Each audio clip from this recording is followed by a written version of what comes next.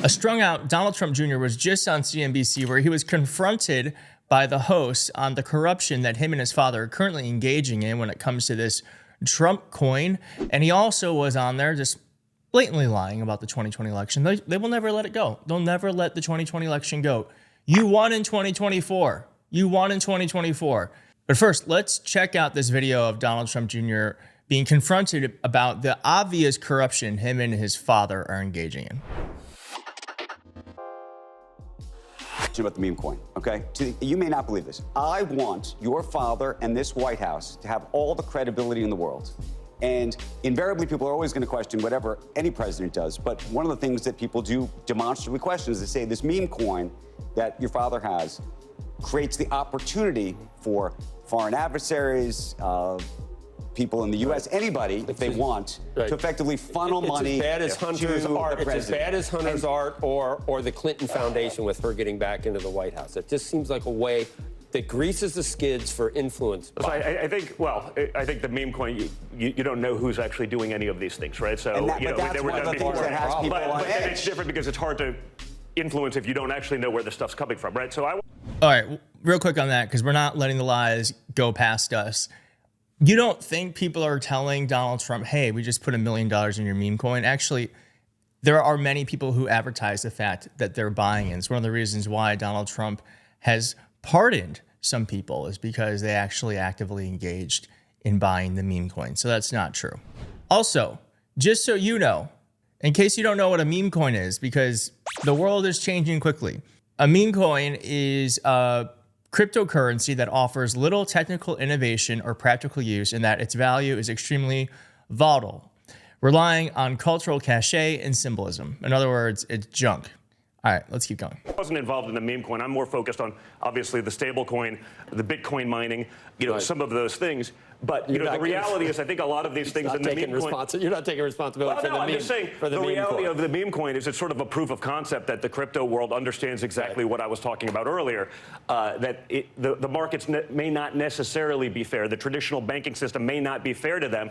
So it's a proof of concept of what I think we can move the needle in crypto. And I think that's going to be the future of finance. It's going to be the future of banking, almost without question. If we can accelerate that process by going all in on it, but you've heard from people in the crypto industry, I imagine some of your friends who have said that some of these coins and what's happening may undermine a little bit of what's happening because people are questioning it, right? I have not heard that from anyone, actually. What I hear from those people is like, thank you for doing this. You're giving us the legitimacy that we fought for so long. And this.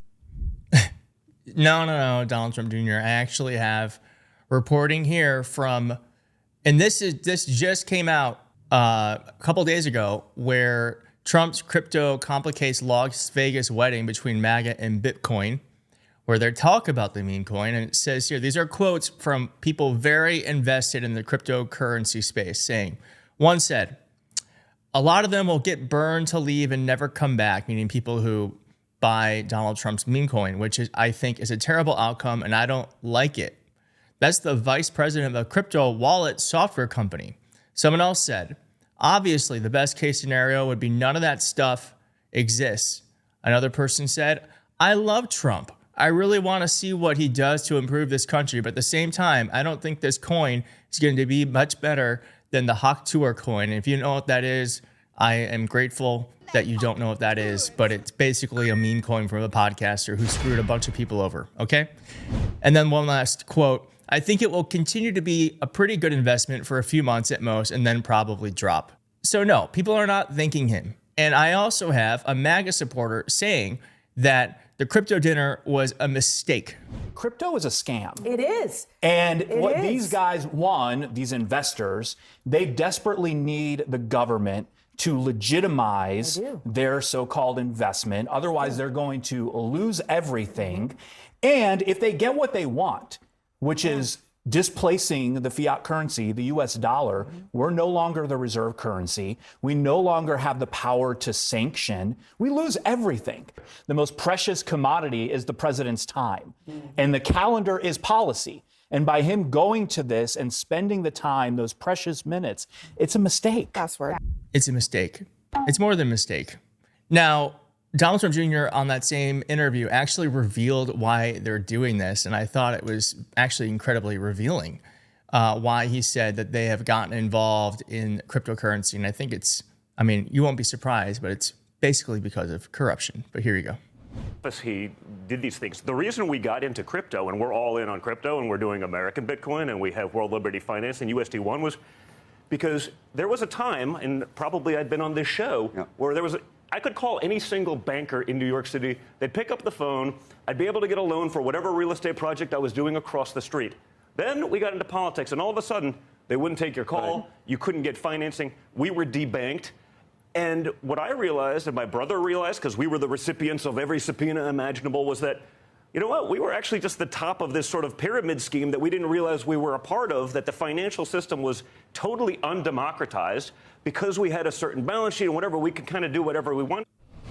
All right, so a fact check on that. The reason why Donald Trump Jr. and the Trump Organization were blacklisted from banks is because of the Capitol riots, because of Donald Trump's denial of who actually won the election and his spreading of election lies. So this used to be when there were still consequences for people. Let's just remember a better time than today. But Florida-based Professional Bank had decided not to engage in any further business with Trump Organization and its affiliates and wound down the relationship.